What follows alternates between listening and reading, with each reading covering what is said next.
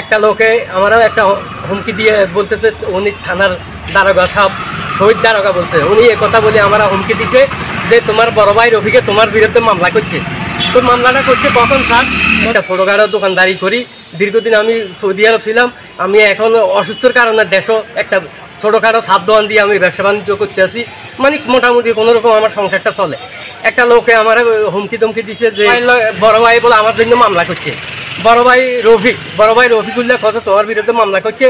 আমি কইলে কবে আমার ভাইয়ে মামলা করছে? কত 1.5 বছর আগে মামলা করছে। আমি কইছি যে এটা তো জায়গা জমির ব্যাপার, আমার ভাইয়ে তো এটা আমরা ভাই বসি তো এটা সামদা হয়ে গেছে। কত না তোমার বিরুদ্ধে এখনো মামলা আছে, তুমি হাজিরা দাও না এই জায়গা, এখন তুমি থানাতে আসো দেখা করো। তারপরে আমি কইলে আচ্ছা ঠিক আছে স্যার আমি থানাতে আসবো। এরপরে কিছুক্ষণ পরে আসি উঠি বলে না তুমি থানাতে আসা লাগবে না, তুমি টাকা ফাড়াও। এর নাম কি? মানে শহীদ দারোগা বলছে আমি শহীদ দারোগা, আমি নতুন করে এখানে সদর থানাতে আসি, তুমি টাকা দাও, নহলে দেখেছে যে তোমার ধরে আনমু, এক গাড়ি পুলিশ পাঠামু, মানে আমার অনেক ধরনের হুমকি টমকি দিছে। তারপরে আমি কইলে স্যার আমি ওই গফুর দারোগা বলে আগে সাবেক একজন দারোগা ছিল আমার যেটা তো সম্মতি, আমি কইলে গফুর দারোগারে নিয়ে আসতেছি। কারে নিয়ে আসো? আমি কইছি গফুর দারোগারে নিয়ে আসবা না তো। তারপরে গফুর দারোগা ফোন করে শহীদ ভাই আমি 4-5 দিন কখন আসতাম, এখন আসি ওনারাই নিয়ে, ওনার তো কাগজপত্র সব কিছু আছে, কোনো সমস্যা নাই। কথা আপনার 4-5 দিন পরে আইয়েন। ওনার সাথে কথা বলার পরও ইয়ের পরও 2 মিনিট পরে এই তুই হলে আবার থানাতে আসি দেখা কর। আমি কইলে স্যার আমি তো আপনার টাকা দিচ্ছি, তো টাকাটা দেওয়া হয়েছে, একবার দিচ্ছি 5,000, 12 তারিখে হিয়ার অর্ডার দিচ্ছি 4,000, হিয়ার অর্ডার আবার 500 টাকা, এই 9,500 টাকা নিচ্ছে। আমার এই টাকাগুলো দিতে আমার খুবই অনেক কষ্ট, আমি সংসার চালাইতে অনেক আমি হিমশিম খাই যেতে আছি।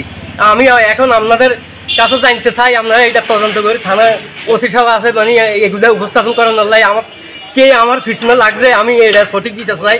01715097684, আর একটা নম্বর হলো 01852461217। এই নম্বরে বিকাশে টাকা নিচ্ছে। তারপরে কত টাকা নিচ্ছে?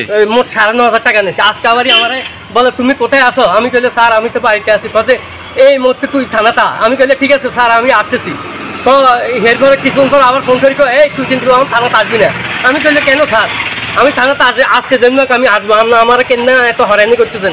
কথা আমি জেলখানাতে আমি এখন ডিউটি করতেছি, আমি এই মুহূর্তে আসতে পারবো না, মানে এই কথা করি। এরপরে আমি তো এখানে আসি অনেক কল দিতে আসি, এরপরে যাই আমি ডিডি করলে আমি ওসি স্যারের লগে দেখা সাক্ষাৎ করছি, বিষয়টা জানাইছি। এখন আপনি কি যাচ্ছেন? আমি এটার মানে বিচার চাইতেছি লক্ষ্মীপুর জনগণের মানে গণ্যমান্য ব্যক্তির কাছে এবং কি বাংলাদেশের সরকারের কাছে আমি উচিত বিচারটা যেন আমি পাই, আমি এটাই চাচ্ছি।